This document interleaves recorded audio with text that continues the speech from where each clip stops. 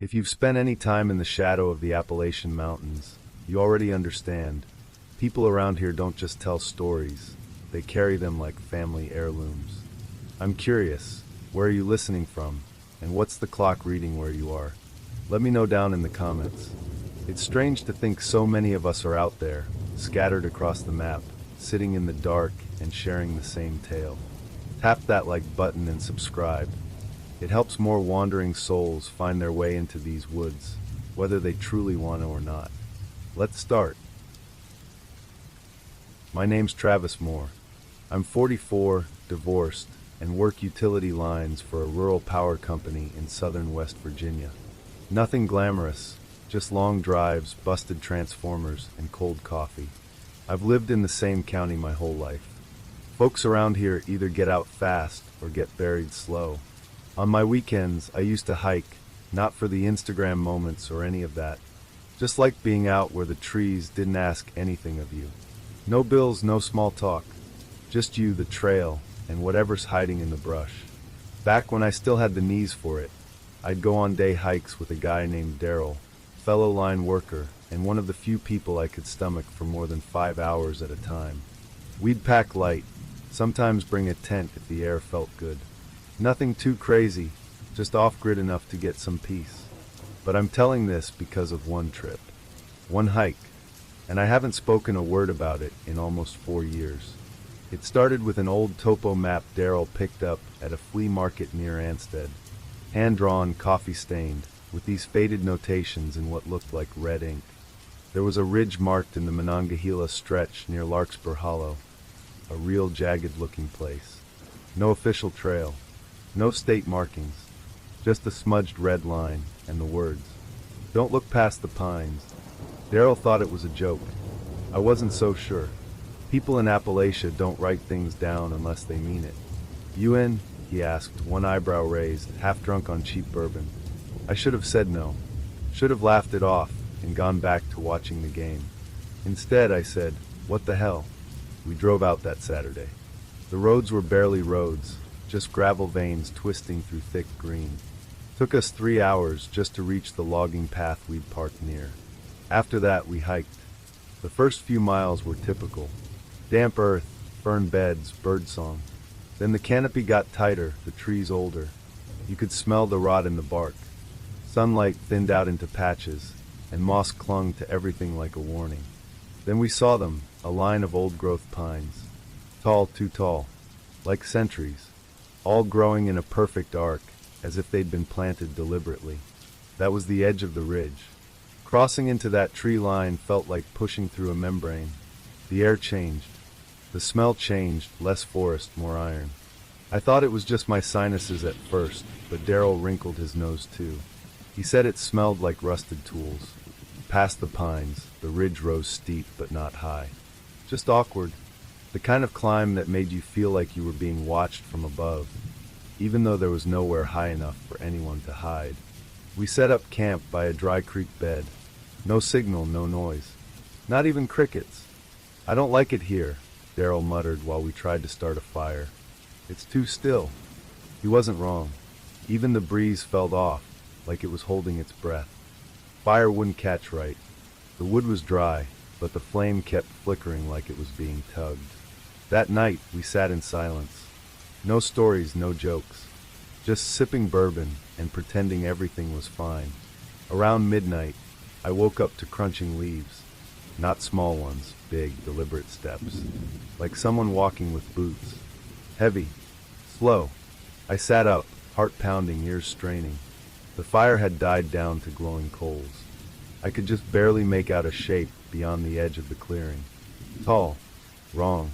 It stood between two trees, too long in the limbs, too narrow in the middle. I thought it might be a deer standing up or something, until it breathed. It wasn't a growl. It wasn't a snort. It was breathing, but wrong. Fast and sputtering, like a child trying to mimic an adult's rhythm, but not quite getting it right. It sounded forced. I didn't move. I just whispered, "Daryl." He was already sitting up, knife in hand. We didn't speak. Just listened. The thing moved again, one step closer. Still in shadow, still just out of range. Then it made a sound I'll never forget. Not a word, not a growl. Something between the two. Like it was trying to speak, but hadn't quite figured out the mechanics of a human voice. Right here. That was enough. Daryl stood up and, to my shock, walked toward it. Just strolled forward, like he was in a daze. I hissed at him to stop, but he didn't even flinch. The creature rushed him. It didn't run like a man. It didn't run like an animal. It stuttered forward, jerking, vanishing and reappearing in the gaps between the trees.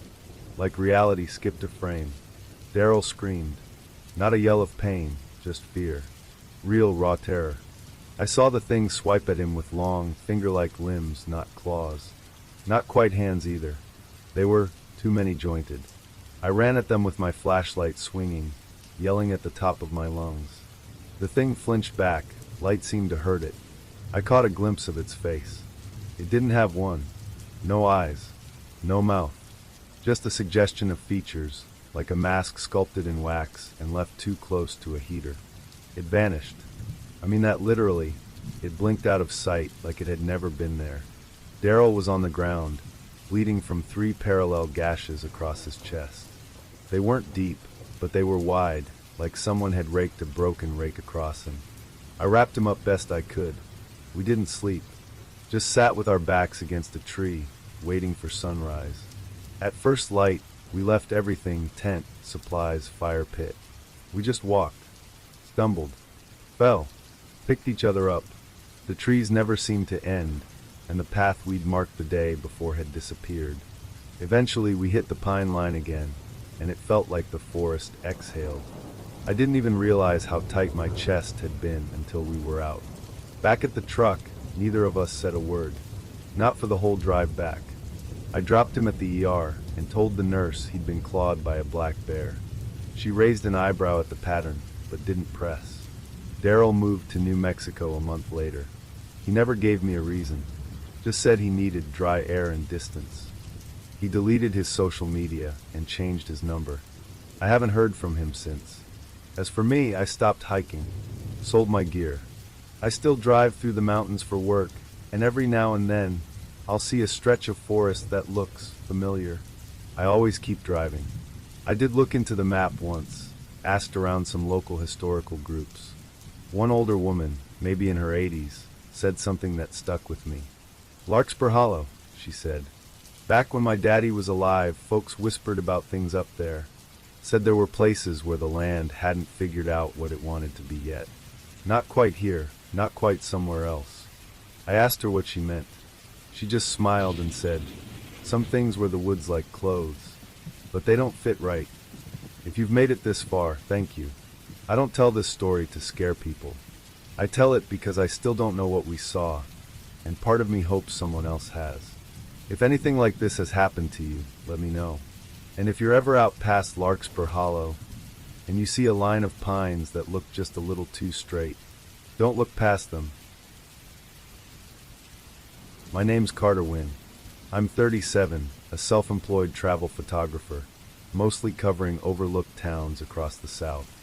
I'd been on the road for years, living out of my SUV and chasing forgotten Americana, abandoned churches, rusting neon signs, faded murals half sunk into brick. People think it's a dream job. Most days it is. But last October, I was on the edge of burnout. I'd just wrapped a rough stretch of shoots in Nashville, rained out 3 days in a row, caught food poisoning at a gas station diner, and to top it off, my editor back in Atlanta ghosted me on an invoice. I wanted out, just for a few days. Quiet, solitude, something off-grid. A contact in a local Facebook photography group offered me the keys to a cabin near Hayter's Gap in the Clinch Mountain Range, right on the edge of the Jefferson National Forest. "My uncle's place," she said. "Nobody's used it in years. There's a propane stove and solar for basic lights. No Wi-Fi, no cell. It's free if you feed the cat." I didn't ask questions. I just wanted a roof, silence, and a mountain sunrise. I loaded my gear, pointed my SUV south, and let Google Maps guide the way.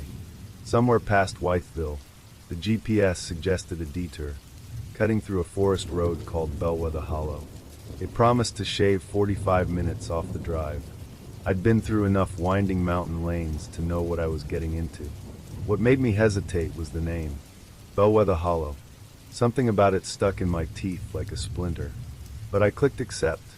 The road started normal, narrow, two-laned, lined with flame-colored trees. Then it dropped signal. Pavement cracked, then vanished. No signs. No paint. Just dirt, ruts, and fog that crept low over the forest floor like spilled milk. My music app cut out, then refused to reload. I switched to the radio. Static. Then a voice. Male. Monotone. All sons return to the house of the oldest. He waits. I clicked the dial off.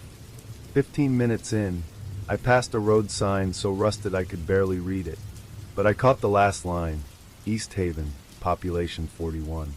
I didn't see 41 people. I didn't see anyone. Just a sun-bleached general store with a roof sagging like a snapped spine, a church with shattered windows, and a pale blue mailbox dangling from a leaning post. No power lines, no parked cars, and no birds.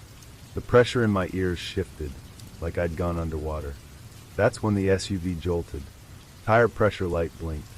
Then came the unmistakable wobble of a flat. I pulled onto a mossy patch beside the road, stepped out, and instantly regretted it. The air smelled like wet ash and copper. The woods pressed too close. Trees leaned inward, crooked like they were eavesdropping. I circled back to the tire, rear driver's side. Slashed. Not punctured. A clean, deliberate rip. And then I saw it. A boy, no older than 10, standing perfectly still between two trees. He wore no shoes. His clothes hung in rags. His eyes didn't blink. He didn't move. Just stared. I didn't call out. I didn't wave. I got back in the car and locked the doors. I drove on the flat for another 10 minutes until I found a clearing and a narrow gravel lane that veered toward a single light, warm, flickering, the color of kerosene. I followed it out of desperation. The trees scraped the sides of the SUV. The light bobbed as I moved closer. Then it stopped, in front of a house. No, a home. That's what it felt like. Not a cabin. Not a shack. A home that belonged to someone. Peeling paint, green metal roof, porch sagging under its own weight. A chimney puffed gentle smoke. A rocking chair creaked in rhythm, but no one sat in it. I got out. The fog seemed thinner here. My nerves settled just enough to approach the porch and knock. The door swung open before I touched it. Inside it was warm. Smelled like cedar and old stew. Oil lamps flickered from hooks in the rafters. The kitchen table was set for one. A fire hissed in the hearth. But no one answered. I called out once. Nothing. Then came the voice from down the hall. You shouldn't have come. I turned. No one there. Only an open hallway stretching toward the back of the house. Dark, narrow, lined with framed photos that looked hand-drawn. In one, a man sat in the same rocking chair I'd just seen outside. His mouth was stitched shut. The floor creaked behind me. When I spun around, there was only the front door, closed again. Latched. The lights flickered. Then I heard it, a thump from the crawl space beneath the floorboards. Slow, rhythmic, followed by scraping, like long nails dragged across with grain. Then whispers. Dozens, all speaking at once. I backed into the kitchen, grabbed a cast iron pan, and scanned the walls for an exit. The windows were nailed shut. No cords, no curtains, just warped glass and pale fog pressing in from outside. And the rocking chair on the porch, now rocking violently. I looked again at the hallway. All the pictures had changed. Now they all showed the same man, older, taller, sunken eyes, and in every photo he stared at me.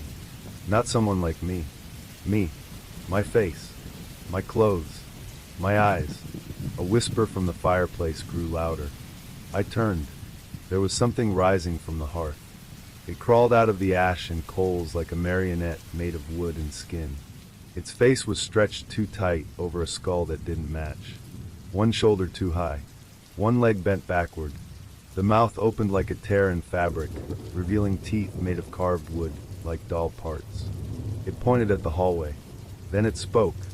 You belong here. The walls groaned. I ran. I hurled myself through the side door. tore through the woods, branches clawing at my arms. I didn't care where I ended up as long as I was moving away. And then black. Next thing I knew, I was waking up in the front seat of my SUV. Parked. Engine cold. Morning sun rising over the treeline. My phone sat in the passenger seat. Full bars. I checked the photos. No cabin. No boy. No fire. Only one new file, a blurry image of me sleeping. From outside the driver's window. The GPS now showed me 10 miles east of where I'd entered Bellwether Hollow. No history of the detour. The original route was still active. I hadn't saved time. I'd lost almost 9 hours. I didn't stop driving until I reached Abingdon. I spent that night in a Motel 6, door barricaded with a chair, lights on. I thought maybe I'd hallucinated the whole thing. Stress, sleep deprivation, you name it. Maybe that place never existed. Until 2 weeks later, I got an envelope in the mail. No return address. Inside, a Polaroid photo. It showed the cabin. But now, someone was standing on the porch. Me. And written across the top, in neat black ink. The oldest son always returns. My name is Henry Hal Lockridge, and back in the winter of 2020, I damn near came apart at the seams. I was 47, recently laid off from a manufacturing job I'd held for over 2 decades. The factory closed quietly, like a tired animal curling up to die. I didn't know what to do with myself, so I ran. Not physically at first. I just needed to disappear. Somewhere without streetlights humming above my window, or neighbors pretending they weren't watching me unravel. A friend of mine, Vince, mentioned he knew a man who used to rent out his late uncle's cabin deep in the mountains, near a place called Marrowbone Gap, up in the Coombalands. Said it was simple, sturdy, primitive but peaceful. No Wi-Fi, no cell signal. Perfect for people trying to be forgotten for a while. I said yes before I even saw a picture. It was a 5-hour drive from where I lived in Kentucky. The roads got narrower the farther I went, until I was crawling through pine corridors barely wide enough for a truck. Marrowbone Gap didn't even show up on Google Maps properly, just a vague region west of a dried-up mining town. I pulled up at dusk. The cabin sat where the land stopped pretending to be tame, tucked between 2 ridges, wrapped in a belt of gnarled evergreens. No yard, no mailbox, no lights. Just forest pushing right up against the rotting porch. As I got out, a man stepped from the treeline. No car. No sound of him approaching. He just appeared, like someone sketching him into the scene after I'd already looked away. "Cabin's yours," he said. He didn't ask my name. Didn't offer his. I later learned his name was Reynard. Or at least that's what Vince said the caretaker was called. Reynard was thin as stripped bark, wearing a faded coat and a lopsided hat. His face had the kind of pallor you only see in old miners or shut-ins, like he hadn't touched sunlight in years. His voice had an odd lilt. Not quite Appalachian, but not unfamiliar either. Polite. Precise. Every syllable felt like it had been practiced. "You'll find it quiet," he said, motioning toward the door with fingers too long for his hands. I thanked him, then blinked, and he was already walking back into the trees. Not on a trail. Not even making noise on the leaves. I stood on the porch a moment longer, unsettled by how sudden the silence was. The cabin itself was small but clean. Fireplace already laid with stacked, canned goods on the shelf. The kind of setup that made you feel like someone was expecting you, even though you'd never been there. The first night passed easy. I lit the fire, opened a bottle of cheap rye, and sank into a silence I hadn't known I missed. No engines. No barking, just the ticking of old wood cooling in the walls. I slept like I hadn't in weeks. The second night, I heard the knock. 3 soft taps, one after another, on the window above the kitchen sink. It was close to 10 p.m. I froze mid-pour, bottle in hand. The sound had been perfectly spaced, like someone tapping a metronome. I waited. Nothing followed. I crept to the window with a flashlight, flicked it on, and scanned the trees. Just a wall of black bark and snow-patched ground. No wind. No movement. I told myself it was a branch, maybe an animal brushing against the glass. The next night, the knocking came again. Different window, this time above the little reading nook near the rear wall. Same rhythm, 3 slow, polite taps. I didn't check right away. I just stood still, heart hammering, waiting to hear more. But there was only silence. Heavy, pressed against the eardrum's silence. When I finally moved to the window, there was nothing. Again, not even a squirrel trail in the snow. That was the first night I didn't sleep. The following afternoon, I walked to the edge of the woods to clear my head. Maybe 20 paces into the trees, I saw something out of place. A single boot print. Not mine. It was longer than my foot, too narrow, with a strange indent where the heel should have been. Like whoever left it didn't quite understand how weight distributes when you walk. I followed the direction it pointed for maybe 30 yards before I saw him again. Reynard, standing motionless in the shadow of a dead hemlock. He didn't wave, didn't call out, just stood there like someone hung up on a coat hook. Then, without turning, he stepped backward into the trees and vanished. That night, the knocking came twice. First at the window by the front door, then again by the bathroom. The next morning, I decided I was leaving.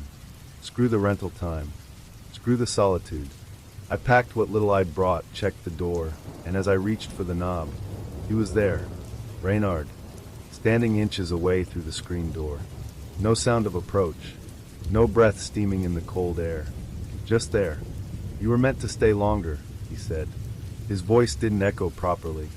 It was like it came from behind my head, not from in front of me. "I changed my mind," I told him, trying to sound calm. His smile spread, but didn't lift. His eyes remained flat, reflective like dark marbles. The skin at the corners of his mouth cracked as he grinned, too wide, revealing no teeth. Just this wet, dark shimmer, like the inside of a shell. "There's nothing out there for you," he said. Then he turned and walked around the side of the cabin. I didn't wait. I locked the door, jammed a chair under the knob, and tried my phone again. Nothing but no service. Then I heard it, from the back room, a voice calling my name, my own voice. It was wrong, like hearing yourself in a dream. Too smooth, missing all the usual flaws and breaks.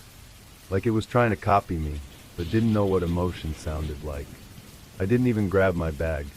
I ran, out the front, down the ridge, through trees so dense I had to use my arms to punch through branches. No trail, no markers, just downhill. I figured the road had to be somewhere below. After what felt like hours, I collapsed onto gravel. Lights, then motion, then a man's voice yelling something. I'd stumbled straight into a forestry outpost. A ranger named Felix gave me water and sat me by a heater. I told him I'd gotten lost on a solo hike. Left out the rest. Back home, I called Vince. "What the hell kind of place did you send me to?" I asked. He sounded confused. "What place?" "Marrowbone Gap. The cabin. You said your buddy had an uncle who—" "I don't know anyone with land up there, Hal. Never even heard of Marrowbone Gap." At first I thought he was messing with me. But then he swore he'd never recommended anything of the sort. I checked my messages. Nothing. Not even the text where I knew he'd sent me the directions. Gone. Like it had never been there at all. I don't know who, or what, Reynard really was. I don't think the cabin belongs to anyone. I think it appears to people who need to be alone. The kind of people who slip through cracks easily. A few nights ago, I had a dream where I was back in that cabin. Except it was empty. No furniture. No firewood. Just windows. And every single one of them had 3 long scratches down the glass. My name is Russell Briggs. I'm 47, a retired paramedic, and not the kind of man you'd expect to chase solitude. But after 20 years of blood, sirens, and late-night trauma calls in Louisville, I needed out. My heart had started skipping beats, literally and figuratively. My therapist called it burnout. I called it a warning shot. A buddy of mine from forestry mentioned an old fire watch tower near Pine Hollow in eastern Kentucky that had been decommissioned after a storm took out its comms line. Technically off the books. He owed me a favor, said if I wanted some peace and quiet, he could swing the gate for me. No neighbors. No cell towers. Just me and 70 feet of steel steps up to a box in the sky. It sounded perfect. The tower sat just off a long-forgotten service road, halfway up Red Creek Ridge, surrounded by endless woods. The kind of woods where the trees lean in close and the canopy eats the sun by 3 p.m. I arrived in early spring, when the mist still clung low to the roots and the days smelled like wet bark and thawing earth. I brought everything I needed: solar panels, canned food, propane heater, and a sat phone I didn't intend to use unless something tried to kill me. I wanted silence, and I got it. For the first 2 weeks, the quiet was medicinal. I read books I'd been pretending to finish for years, cooked beans, took hikes along the deer trails below. Every night, I'd climb back into the tower, sit on the deck with a tin cup of coffee and listen. The woods buzzed with life: owls, coyotes, the occasional distant crack of a branch. It felt like I had stepped out of time. But on the 15th night, the sounds changed. It was subtle at first, not a full silence, but a kind of muting, like the forest was holding its breath. Around midnight, I heard something tap the support beams below me. 3 deliberate knocks, like someone testing the metal. I grabbed my flashlight and leaned over the railing, shining it into the dark. Nothing, not even a raccoon. The mist had rolled in thick, swallowing the base of the tower. I chalked it up to nerves and went back inside. Next morning, I found boot prints on the metal steps. Barefoot, human, wide and flat with long toes, like whoever made them had never worn shoes a day in their life. They stopped halfway up the stairwell and vanished. I checked the trail cam I had set up facing the path down the hill. Dead battery, fully drained, even though it was solar charged and brand new. I started keeping a crowbar beside my bunk. The next night, I woke to the sound of breathing. Not mine, not inside, just outside the window to my left, steady and slow like something pacing along the deck. When I flipped on the light, there was no one there, but the condensation on the glass bore a faint, smeared handprint, and the fingernails were far too long. On day 20, I stopped sleeping. Something was moving through the woods, not like a bear or deer. It moved in circles, wide ones, around the base of the tower, always at night. I watched from the railing with the crowbar in one hand and my grandfather's old binoculars in the other. I caught a glimpse of it once, just before dawn, tall, emaciated, crawling on all fours like it had forgotten how to stand. It pulled itself along using only its arms. No sound, no breath. I called my buddy. The sat phone rang, connected, and died within seconds. Battery intact. Full signal. No call log. The next day, a wind chime made of bone appeared on the deck railing. The bones were bird bones, I think, small, brittle, tied with what looked like deer sinew. But the center charm was a sliver of wood carved into a face. Or what passed for a face. No eyes. Just a long slit where a mouth might go and a jagged, triangular nose. I tossed it over the edge, but the next morning it was back, hanging from the window latch. This time it was humming.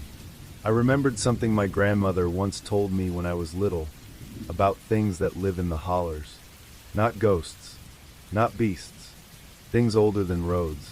She called them the hollow folk, not people, not spirits, just watchers. They don't want your soul, she used to say. They want your pattern. I never knew what that meant until the tapping started matching my footsteps. When I walked inside, the knocks followed the rhythm. Left, right, pause, right, left, like it was trying to wear my skin from the outside in. One night, I heard a voice. It sounded like me. From below the tower, it called up softly, "Hey, you okay?" I froze. The tone was wrong. My voice, but flat, hollow, like it was reading the words from a cue card in the dark. "Hey, you okay?" it repeated. Then, "You can come down now." I didn't move. I didn't respond. And eventually it stopped.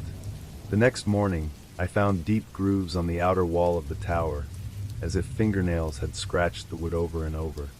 On the inside wall, opposite the bed, someone or something had drawn a symbol in ash, a circle with long lines crossing through it, like a starfish made of knives. I began burning everything unnecessary. Extra clothes, maps, books, even the mattress. The solar panels stopped working 2 days later. The propane heater refused to ignite. My flashlight flickered even with new batteries. The tower, once a place of clarity, had turned into a cage. On the final night, the steps creaked. Not the wind, not a raccoon. Step by deliberate step, something was climbing. I heard the metal groan beneath weight, too heavy for a person. My breathing went shallow. I braced myself with the crowbar, knees locked, heart jackhammering in my chest. Then silence. For over an hour, no sound. Just the buzzing in my ears and the soft, suffocating pressure of knowing I was not alone. At 3:17 a.m., the door latch lifted. Not fast, not loud, just a soft click. But the door never opened. I stared at it until dawn. When light finally spilled through the window, I bolted. Left everything but the crowbar and the keys. I climbed down those steps without ever looking back. Not once. I made it to the truck, cranked the engine, and drove until I hit pavement. The rearview mirror stayed covered with duct tape the entire ride. I don't know if I was followed. I don't care. I never went back. The tower still exists, technically. But when I asked my buddy if it was ever officially logged in forestry records, he just looked at me like I was talking about a dream. "There's no tower out there anymore," he said. "It got torn down after the 2016 fire season. Whole ridge was scorched. Nothing left but stumps. But I was there this spring. I lived in it for 28 days. I saw the bones. I heard the voice. And some nights, even now, I swear I still hear it. Hey, you okay?" My name's Riley, and I used to work maintenance for the city water district in Knoxville. Nothing fancy, mostly crawling through pump tunnels, patching cracked concrete, changing filters nobody wanted to touch. I liked it. Solitude. Predictability. But after my mom passed, and then the city laid off half our crew, everything just crumbled. I started waking up in the middle of the night, soaked in sweat with no idea where I was. So I booked a break. Nothing long. Just a solo trip into the woods. No screens. No calls. Just hiking boots and a trail that didn't show up on any of the glossy state park brochures. I'd found Black Hollow Loop in an archived Reddit thread. A trail tucked into a forgotten corner of southeast Kentucky near the Big South Fork. Someone said it wasn't technically closed, just unmaintained. Perfect. Exactly the kind of off-grid solitude I was chasing. I left a voicemail with my friend Jessa. Told her the county rough route and that I'd be back in 4 days. I packed light but smart, map, water filter, camp stove, headlamp, flare pen, and my old fixed-blade buck knife. No signal was expected. That was the point. What I didn't expect was how wrong the forest would feel from the second I arrived. The trailhead wasn't marked, just a rusted signpost half swallowed by ivy. When I stepped out of the truck, the first thing I noticed was the silence. No birds, no wind, not even the faint hiss of insects. It was like the whole place had drawn in a breath and was still holding it. Still, I pressed on. The path was narrow but visible, dirt worn down between tree roots like a sunken spine. I passed an old fence post with a carved symbol on it. It looked like a branch with too many fingers. By sundown, I'd made it 5 miles in. I camped near a ridge that sloped into a small ravine. Normal enough spot. I boiled water, ate from a pouch, and tried to convince myself I wasn't just out here trying to get lost on purpose. I should have slept well, but something was wrong with the air. Thick, stagnant, like a room where someone had just been screaming. Around 1 a.m., I heard movement outside the tent. Not skittering or crunching. Steps. Heavy. Slow. Deliberate. I held my breath and reached for my knife. The footsteps circled the tent once, then again, slower. Then they stopped. I lay there all night, staring at the curve of the tent ceiling. I never heard it leave. By morning, the woods looked normal again. Birds had returned. I tried to laugh it off, nerves wind, maybe a raccoon with attitude. But 20 feet from the tent, hanging from a branch, was something I couldn't explain. A squirrel, stripped of skin, stretched open and pinned to the branch with sharpened sticks. Its spine was split open like a zipper. I packed up fast. Part of me wanted to turn back, but the path behind felt heavier than the one ahead. I kept walking. Things got stranger deeper into the loop. The forest changed. Trees leaned together like conspirators. Bark turned dark, not burnt, but sick, like it had been poisoned from the inside. Moss swallowed the trail in long stretches, and my boots started sinking into the ground like it wanted to keep me. I started catching movement in the corners of my vision, flits of color, flickers of shadow between trees. But every time I turned, nothing was there. Then I saw the stones, 12 of them, perfectly flat, arranged in a ring so precise it could have been measured with a level. In the middle was a bundle of cloth, a doll, sewn from bark and twine. Its eyes were crow feathers. Its mouth was stitched shut with human hair. I didn't take a picture. I didn't get closer. I just moved. I told myself I'd hike through the night, that I could finish the loop early. That was the second mistake. My headlamp started to flicker just as dusk turned to dark. I switched to my backup flashlight, but the beam barely cut through the gloom. Somewhere behind me, branches cracked. Leaves shifted. Something followed. I started humming, some dumb camp song from years ago. I thought maybe it would help drown out the quiet. It didn't. Around midnight, I stumbled into a clearing I didn't remember seeing on the map. No trail markers, no slope. Just a circular depression surrounded by rocks. I stopped cold. The ground was littered with bones, long, brittle, polished white like they'd been scrubbed. Some were too big for deer. One had metal wiring twisted around it. That's when I saw it, standing just inside the tree lean on the far end of the clearing. Tall, shirtless, skin ashen like wet clay. Its arms hung too long. Its knees bent the wrong way. Its eyes were round and flat, like they had no lids, and its mouth curved too wide across its face. It tilted its head, not like a person, but like a doll held in uncertain hands. And then it raised its hand and pointed straight at me. I ran. Branches tore my face. Mud filled my boots. I didn't stop until I collapsed next to a shallow creek. I lay there gasping, heartbeat thunder in my skull. When I looked up, I was alone, but my backpack was gone. No flashlight, no food, no compass, just the knife on my hip and the clothes I was wearing. I stumbled downstream, drinking straight from the water, too shaken to care. I walked for hours, half blind, until I saw it through the trees, a cabin, half collapsed and sagging to one side. But it wasn't empty. There were footprints in the dirt. A rope hung from the porch beam, frayed and swaying gently. I should have kept going, but I didn't. The door creaked open under my hand. Inside, the air reeked of vinegar and decay.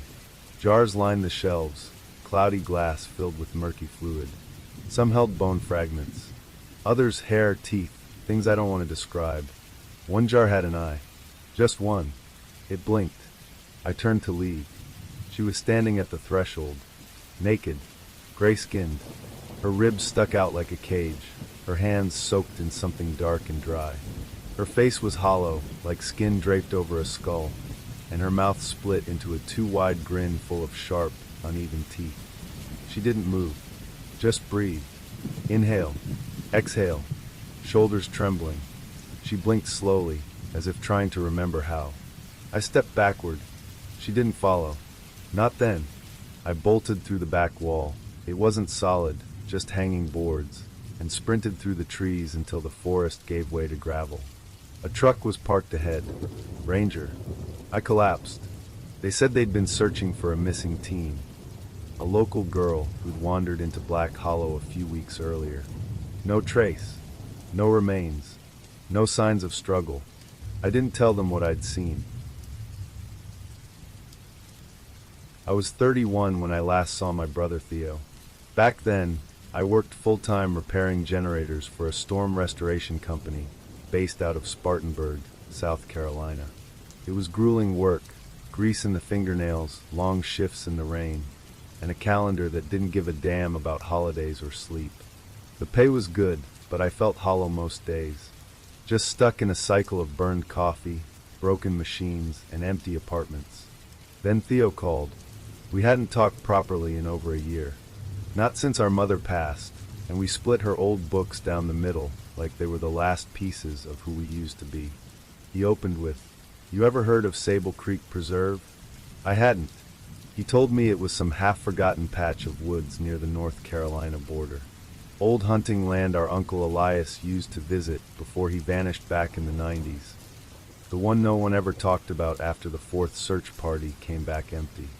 Theo had found the deed in a box under Mom's bed, and apparently the cabin was still standing. "I want to go up this weekend," he said. "You should come. Just us. Like old times." I hesitated. He added, "I've been having dreams. About the door." I didn't know what that meant. I said yes anyway. Theo picked me up on a Friday morning, right after my shift ended. He looked thinner than I remembered, twitchy, like he hadn't been sleeping. His truck smelled like cedar and cigarette ash. The closer we got to the forest, the less he spoke. Sable Creek Preserve wasn't on any GPS. We followed a printed map Theo had scribbled over with red pen. It took 2 hours of dirt roads and washed-out trails to reach the boundary marker, a leaning, split sign buried in vines. The air changed as we crossed the line. It wasn't the temperature exactly, just a sense of stillness, like we were entering a place that hadn't moved in a long time and didn't appreciate the intrusion. We reached the cabin just before dusk. It wasn't as ruined as I expected. The wood had grayed but held. The windows were intact, albeit cloudy. Moss grew up the side like veins. It didn't feel haunted. It felt watched. We unpacked in silence. The air inside was dry and cold, but there was no rot. It was as if someone had been maintaining it. There were even canned goods on the shelf. Theo made a fire while I heated beans and cracked open a pair of beers. At first, it was almost comfortable, familiar. We talked about our dad, about stupid camping trips in Pisgah. He even smiled once, but every time a gust hit the trees, he'd glance at the back wall. His knuckles stayed white on his cup. Around midnight, Theo said, "No matter what you hear, don't open the door." His voice was flat, practiced. I laughed, thinking it was a joke. But he wasn't joking. He pointed at the back wall. That one especially. There was no door there, just wood panels and dust. That night, I woke up to knocking. Not on the front door, on the wall behind my cot. 3 knocks. Pause. 1. I froze. Theo was already sitting up on the opposite cot, staring at the paneling behind me. "You hear it?" I whispered. He nodded, eyes wide. "Don't speak to it." The knocks came again, same pattern. 3. Then 1. Then silence. Then footsteps. Heavy ones. Crunching leaves around the cabin. Slow. Deliberate. Like someone circling the perimeter and dragging something behind them. I sat there for what felt like hours, too afraid to move. I stared at that wall, trying to remember if I'd missed a door frame. But it was solid. Seamless.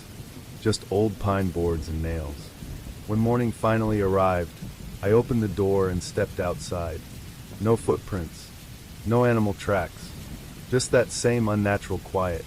Even the birds seemed to be holding their breath. Later that day, Theo led me behind the cabin. We walked maybe 50 yards into the trees before he stopped and pointed at the ground. There, half sunken in the moss, were prints. Barefoot, but wrong. Too long. Toes spaced too far apart. And they weren't deep enough to suggest weight, but they were clean, like something had intentionally left them behind. "They show up every time," Theo said. "Since I first came up here 6 months ago." I asked him what he thought it was. He didn't answer. I asked why he kept coming back. He said, "Because I think it's wearing our uncle." That night, we blocked every opening. We flipped the table, pushed it against the front door, dragged the mattress to the window, moved the stove, covered the chimney with a firewood tarp. We were prepared. We thought we were safe. Then the knocking started again. But this time, it came from inside the walls. It moved from one end of the cabin to the other, behind the boards, under the floorboards. 3 knocks. Pause. 1 knock. Then a voice. At first, I thought it was just the wind. It came softly, garbled, but then it became clearer. My voice. "Let me in." I looked at Theo. His eyes welled up. "It always does that," he said. "Tries different people. First it was Dad, then Uncle Elias. Last week it was me." The voice circled us, whispering, pleading. "You forgot me. You closed the door." I was cold. The fire sputtered out. The shadows twisted. I could feel something pressing against the wall inches behind me, like it was breathing through the wood. Then a creak, not from the front door, from the back wall, the one with no door. A sliver of black appeared. The boards were opening inward. Behind them I saw nothing. No forest. No floor. Just space, too wide, too dark, too deep. And something moved in that black. It was shaped like a man, tall, narrow, limbs wrong, joints bent backward, like a marionette pulled too tight. Its face was my brother's, but its mouth never moved. The voice came anyway. "Let me wear you." Theo didn't run. He grabbed the fireplace poker, screamed for me to leave, and rushed toward the figure. I didn't see what happened next. I bolted through the front door into the trees. I ran until my lungs burned, until the world blurred, until the sun cracked over the ridgeline. I don't remember how I made it back to the trailhead, or who called the ambulance. The rangers said they never found the cabin. Only a fire pit and some collapsed timbers. They claimed Sable Creek had no record of any buildings on file. Theo never came back. That was 6 years ago. I moved 3 times. I sleep with earplugs. I haven't gone near a forest since. But 2 weeks ago, I got a package in the mail. No sender. No label. Just a small box wrapped in wax paper. Inside was an old cabin key, and a piece of pine board with 3 knocks burned into it. Then one. That night, I heard my voice again. Not from a dream. From behind my bedroom wall. It said, "You closed the door." Then came the knocks. 3. 1. I haven't answered yet, but I know it's still there, and it remembers how I sound. My name's Daniel Roy, and I haven't set foot near Elkshade Hollow since the summer I turned 18. Back then, my great-uncle Calvin still owned a remote hunting cabin tucked into the Monongahela side of the Appalachians, near a crumbling fire road that cut through the woods east of Greenbrier County. The place was miles from the nearest town, and reachable only by a gravel road that twisted like a snake between ridges. Every July, my cousins and I spent a week up there with no internet, no cell towers, no TV, just old card decks, a rusting propane tank, and whatever snacks we could convince our parents to buy. I always loved it. The quiet, the damp smell of moss and pine, the sense that the world stopped caring what time it was. Out there, I could breathe. There were 3 of us that year. Me, my cousin Colton, and his younger sister Riley. Colton was a year older, lean and scrappy, always coming up with wild plans that never quite worked, but always ended in laughter or bruises. Riley was 2 years younger, but sharper than either of us, with a habit of dry one-liners that made her sound 30. Behind the cabin was a dense stretch of woods, untouched by anything resembling a trail. It sloped down into a shallow gulch filled with thorn bushes and these gnarled, reddish saplings my uncle called bleeding sumac, though I don't think that was their real name. At the far end of that gulch, through a patch of overgrowth, was a barbed wire fence long since sagged with age. Beyond that, we called it the Hunter's Circle. It was an old clearing ringed by narrow poplars, half swallowed by underbrush. At the center stood a collapsed structure, something between a lean-to and a shack, barely held together by moldy planks and vines. There were busted lawn chairs, rusted cookware, and bones. Lots of bones, mostly deer. At least, we told ourselves they were. Some were bleached clean, some still had fur clinging to them, and some had been arranged, stacked, scattered, or pressed into the dirt in patterns we didn't talk about. Not seriously. It was one of those weird kid rules we never wrote down. Never go there alone, and never stay long. But that summer, Colton wanted to map the dry run, a trickling seasonal creek that split the gulch. Said it might wrap around the hollow and lead us above the Hunter's Circle. He was convinced the spot had some forgotten history, maybe an old moonshiner camp or something. So one morning, he grabbed a flashlight, a bottle of root beer, and a notepad. I grabbed the backup map, Riley brought a whistle and bear spray, insisting she'd only come to keep us from getting eaten by ticks or ghosts. We set off through the brush. At first it was just the usual, narrow deer trails, tangled greenbrier, the occasional fat centipede scuttling over a log. The air was warm, thick with sap and bugs. But about 30 minutes in, I noticed something was off. Trees looked familiar, but the layout felt rearranged, like someone had taken our forest and flipped the pieces around. A boulder we passed now sat on the left instead of the right. A fallen log that had once been hollow was now split and dry. Riley caught on too. "Are we looping?" she asked. "I don't think so," I said, but my voice didn't carry the confidence I wanted. Then we hit the clearing. We'd reached the hunter's circle, but from the wrong side. We were facing the collapsed shelter from behind. We'd never come from that direction before, and it didn't make sense. The creek was supposed to veer west, not east. Colton seemed excited. "Shortcut," he said, and plopped down into one of the broken chairs like nothing was wrong. Riley sniffed the air and grimaced. "It smells like meat." She wasn't being dramatic. The place reeked, like mildew, rot, and something sour and metallic underneath. I felt it too, this low ache in my gut, like we'd walked into someone's bedroom without knocking. "Let's go back," I said. Colton waved me off and ducked inside the shack. "Just checking something. Give me a sec." Riley and I stood near the edge of the clearing, barely breathing. Then Colton crawled out, holding his phone like he'd struck gold. "You're gonna want to see this." The photo on his screen was blurry, but I could make out fur. A body, curled up in the corner of the lean-to. Too big for a raccoon. Too wrong for a dog. The ribs were split wide, like something had cracked it open from the inside. Scratch marks on the boards above it stretched halfway to the roof. I gave the phone back without a word. Even Colton didn't smile. We agreed to leave. Rather than fight the brush again, Colton suggested taking the ridge trail above the hollow, an old logging path mostly used by deer now. Said it would bring us around faster. I didn't argue. We climbed in silence, but something had changed. The woods weren't just still, they were wrongly still. No birds, no insects, no wind. The only sound was our own breathing, loud and echoing in our ears. Halfway up, Colton stopped. "You hear that?" At first I didn't. Then I did. Crack, like a branch snapping underfoot. Behind us. Then again. Far enough to not be seen, but close enough to hear.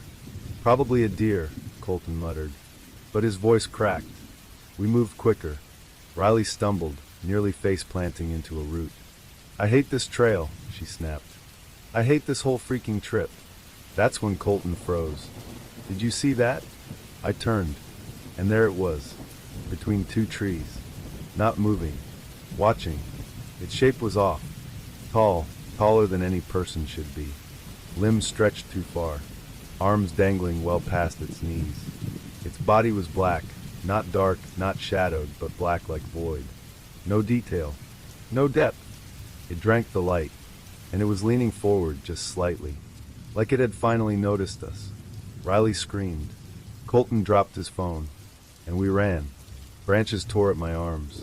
Something heavy thumped behind us, slow, steady, unhurried, like it didn't need to rush. I swear I heard it too. Not breathing.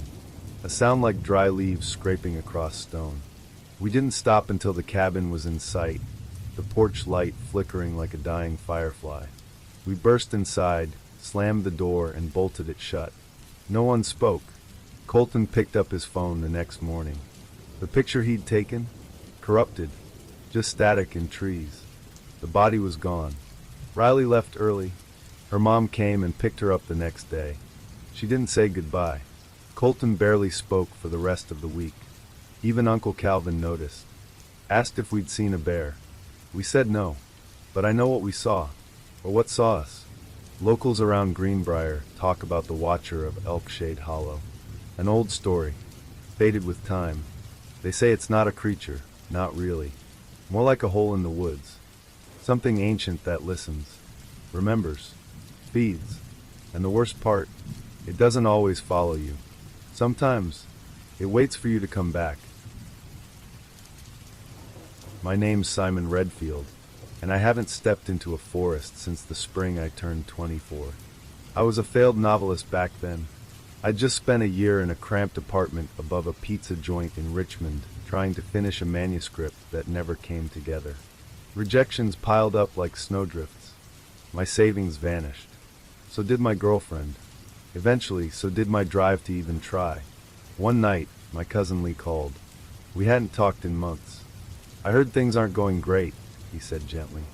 "You need air, time, space to think." He knew a guy, ex-forest ranger, who owned a cabin up in the Allegheny Highlands. Said it was remote, peaceful, and always empty outside of hunting season. No rent, no expectations, just a solid roof, a fireplace, and about 30 miles of deep, whispering woods. I said yes without thinking. I didn't even ask how to lock the place up. I just packed a duffel bag with clothes, a stack of notepads, a box of ramen, a hatchet, and a bottle of scotch I hadn't earned. No one else knew where I was going. I didn't want them to. The drive from the city took 5 hours. Cell signal dropped out somewhere near a gas station that sold both fuel and live bait. The last town I passed, if you could call it that, was 3 abandoned houses and a burned-out church with a plywood cross nailed to the side. Beyond that, the world turned green and steep. The road shrank. Asphalt gave way to gravel, then gravel gave way to dirt. Larchgrove, according to the topo map, was nothing but a cut in the mountain range with fewer than 8 structures scattered across it. My destination wasn't even on Google Maps, just a set of hand-scrawled directions and a ridge name. The final turnoff had no signs, just a crooked wood post with "No trespassing." The trees remember, painted in red block letters. I thought it was some weird local joke. I don't anymore. The cabin sat about 40 feet from where the road dead-ended into a wall of ferns. There were no visible neighbors, no power lines, no path but the one I had carved with my tires. The place itself was eerie, not run down exactly, more like abandoned mid-sentence. The roof sagged in places, and moss clung to every shaded wall. The door groaned when I pushed it open. Inside, it smelled like stone and soot, like it hadn't breathed a fresh gust of air in years. There was one room, a cot with a moth-eaten blanket, a fireplace, and 2 shelves filled with survival manuals and paperback thrillers from the 1980s. But it was mine, and for a few days, I started to believe the place might save me. I got into a rhythm. Wake at sunrise, chop some firewood, right until my brain dried out, then hike the trails that snaked behind the cabin. No distractions, no internet, just silence, and for once it didn't feel empty. Until the 4th night. I was just dozing off when I heard it, a whisper, so faint it barely registered at first. I thought it was wind, or maybe my imagination, but it came again, just outside the wall. Not quite words, more like the suggestion of speech. Broken vowels, hissing consonants, like someone trying to speak a language they'd only ever read. I sat up, held my breath. It stopped. I told myself it was a fox, maybe an owl. The next night, it came again, closer. It circled the cabin in slow, steady passes, never pausing, never rising above a murmur. Always just below understanding. I started sleeping with the hatchet by my side. By the 6th night, the whispers came with footsteps. Soft, deliberate ones. Not crunching leaves, more like bare feet dragging along earth. And then I found the footprints. They were just behind the cabin, near the woodshed. Thin, narrow, no shoe tread, just bare, pointed toes pressed into damp dirt. Each one about the size of a child's foot, but stretched unnaturally long. They didn't lead to or from anything. Just a dozen perfect impressions, like someone had stood there and watched. I told myself they were old, but there'd been frost the night before, and the prints were fresh. I moved the cot to the far corner, barricaded the door with a chair, and jammed a screwdriver into the window lock. I didn't light fires anymore. I didn't want to be seen. I ate cold food and kept the hatchet in my lap while I wrote nonsense onto the page. The whispers returned every night, always from the same direction, always behind the cabin. It got so bad I couldn't tell what time it was anymore. I wasn't sleeping. I barely ate. Time didn't pass, it leaked. Then came the 12th night. That's when I followed it. I waited for the whispering to start. Then I strapped on my headlamp, gripped my flashlight in one hand, the hatchet in the other, and slipped out the back. The sound led me up the ridge and deeper into the forest. The air was still. Too still. Not a single rustling leaf. No insects. No wind. Just the whispers, growing louder with every step. My boots sank into moss. My headlamp flickered. Eventually, I reached a patch of woods where the trees were wrong, bent at strange angles. Their bark gnarled like twisted muscle. The soil glowed faintly under the light, pale and waxy. And then I saw the clearing. At its center, a circle of stones. Not fire pit stones, standing stones. Arranged in spirals, interlocking. Some were engraved with jagged symbols. Others were slick with something dark that smelled like copper and rot. And around the stones were figures. Short, thin, bodies like roots pulled from the earth, wet, bark-covered skin stretched over knobby frames.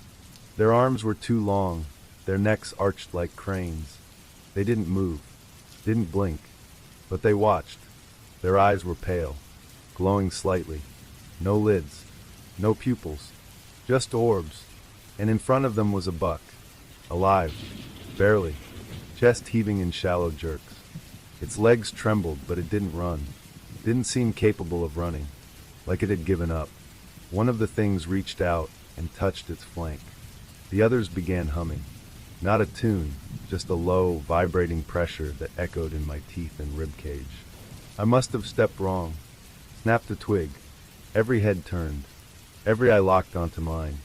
I didn't think. I ran. Branches clawed at my face. My legs hit roots. I dropped the flashlight.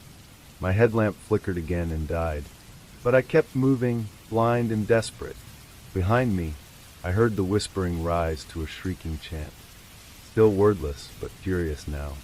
I hit the cabin door at a sprint, slammed it shut, and shoved the chair into place. Then I waited. No sound. No knock. Just silence. I stood there with the hatchet raised until the sky began to brighten. Then I left. Didn't clean. Didn't eat. I grabbed my things, locked the door behind me, and never looked back. It wasn't until I got to a diner 3 towns away that I realized I had a voicemail. It had no timestamp, just 30 seconds of breathing, and then in my own voice, raspy, distorted, wrong. You shouldn't have watched. I'm 41 now. This happened when I was 36, though I've tried my best to forget the details. Back then, I was an insurance claims adjuster for a regional firm in eastern Kentucky. The kind of job that's all forms, fender benders, flood damage, and the occasional house fire. I wasn't unhappy, just on autopilot. Same 3-mile drive to work. Same gas station coffee. Same aching feeling that I was wasting time that didn't belong to me anymore. I didn't burn out. Nothing dramatic like that. I just needed to feel out of reach for a while. My sister called it a midlife vanishing act. Maybe she was right. I told everyone I was taking a month-long sabbatical to catalog old mill towns for a local history project. Something academic enough to earn nods without follow-up questions. The real truth? I just wanted to disappear somewhere the sky didn't buzz with cell towers. A guy named Brennan. He'd done repair work on some of our policyholder properties. Mentioned a place way out near Briar Creek Hollow, close to the pine barrens that brush the Tennessee border. Said his cousin used to hunt out there. Swore there was an old trapper's lodge still standing. No address, just GPS coordinates, a faded topographic map, and the instructions. For miles past marker 12. Stay off the ridgeline after dusk. I should have asked why. The road in was a single lane of broken gravel barely wider than my tires. No signage, no fences. Just the occasional black vulture flapping from a limb like it had been watching for hours. I passed 3 rusting mailboxes without names. After the last one, it was nothing but switchbacks and old pine. The lodge, or shack really, was half swallowed by moss and honeysuckle. The front steps sagged. 2 broken windows were boarded up with thin, splintered planks. It looked like no one had touched it in 20 years. Perfect. Inside, the floor creaked like it remembered heavier footsteps. The furniture had that smell, mildew and something sweeter underneath, like dried apples left out too long. One room, a soot-stained fireplace, a crooked shelf with 3 yellowed books, and an empty mason jar.